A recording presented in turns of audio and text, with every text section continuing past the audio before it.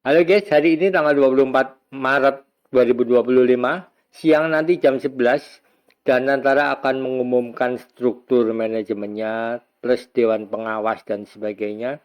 Dan pagi ini jam 10, IHSG sudah turun minus 2% lebih. Sempat rebound ke atas sebentar, kelihatannya itu coba diintervensi, kemudian jatuh lebih dalam lagi, dan saya tidak tahu nanti setelah jam istirahat akan lebih parah atau tidak. Tapi ini sebetulnya adalah sinyal yang kuat, karena kalau saya cek di bursa Asia, baik itu di Jepang, Korea, dan Cina yang saat ini sudah buka bursanya, itu kalaupun ada yang minus nggak separah Indonesia. Dan memang di luar negeri ada dampak dari kebijakan Trump terkait proteksi tarif impor dan sebagainya. Tapi dampaknya tidak separah yang terjadi di Indonesia hari ini. Itu menunjukkan bahwa minus 2% ini adalah cerminan dari kekhawatiran publik atau kekhawatiran investor terhadap Danantara yang akan real beroperasi dengan struktur manajemennya yang baru. Kenapa? Karena gini ya, saham itu bukan pekerjaan kebut semalam gitu ya. Untuk bisa paham dan sebagainya. Begitu juga dan antara itu akan beroperasi di wilayah investasi di mana terjadi pasar bebas, di mana geprek menggeprek antar pemain, antar investor itu sudah hal yang lumrah. Dan menurut saya ini sangat berisiko sekali. Pemain baru, institusi baru yang tidak punya pengalaman, yang koordinasinya baru mulai akan dilakukan, yang sistemnya juga nggak tahu sudah siap atau belum. Walaupun sudah siap pun belum proven karena belum diuji coba. Dan segala yang barunya tiba-tiba dilimpahin uang yang besar, BUMN yang besar-besar, dan disuruh bermain di pasar modal, di dunia investasi. Ini benar-benar sangat berisiko sekali. Kenapa? Karena sekali kalah, BUMN-BUMN itu akan lepas menjadi PMA-PMA, dan kita hanya, bukan saja itu, dampak ekonominya juga akan sangat menghancurkan gitu ya. Ini bukan soal menakut-nakutin atau apa gitu. Karena bagaimanapun juga ketika kalian Danantara ini masuk ke pasar investasi, pasar modal gitu ya, dengan portofolio saham-saham bank BUMN gitu ya, otomatis akan berhadapan dengan pemain-pemain yang sudah berpengalaman, yang memiliki sistem yang sudah proven berpuluh tahun, yang sudah memiliki manajemen yang solid, yang sudah didukung oleh AI dan sebagainya, big data dan sebagainya, dan kemudian kita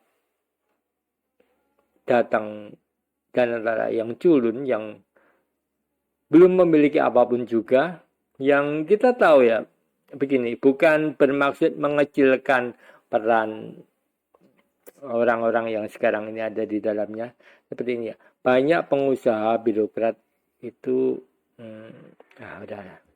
Jadi menurut saya ini adalah sinyal yang kuat yang harus ditangkap oleh pemerintah. Direm dulu.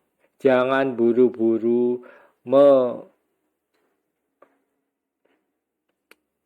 menggamblingkan saham-saham BUMN ini untuk hal yang investasi apa itu, karena kita sebetulnya sudah punya INA ya, Authority Indonesia Authority Investment, yang sampai sekarang pun juga kinerjanya kita juga nggak tahu. Dan kinerja tahu pun kita juga tidak bisa menilai, karena kenapa ya, portofolio itu berbasis saham yang berdasarkan kapitalisasi pasar, jadi nilainya bisa hari ini bisa kelihatannya moncer, sebulan lagi bisa habis gitu. Dan itu kalau kita teliti di INA pun investasinya juga nggak optimal, padahal promonya dulu itu adalah orang-orang terbaik yang ada di luar negeri yang ditarik untuk menjalankan INA itu.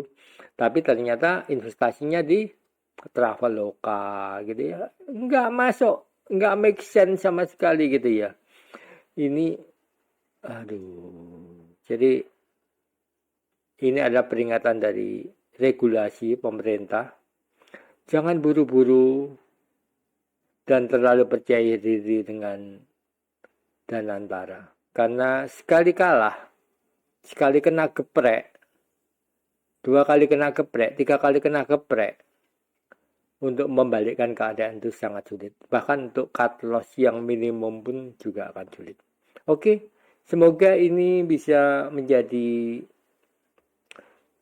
pertimbangan bahwa bagaimana juga masuk di dunia investasi itu perlu jam terbang, perlu tidak bisa langsung bawa duit banyak seolah-olah akan bisa mendrive pasar. Nggak akan ada itu. Karena di atasnya Danantara itu masih banyak raksasa-raksasa yang siap. Dan kita tahu bahwa di pasar investasi, pasar saham nggak ada teman, nggak ada saudara ya. Semuanya akan menggeprek mereka yang lemah. Dan itu adalah berita yang buruk bagi Danantara.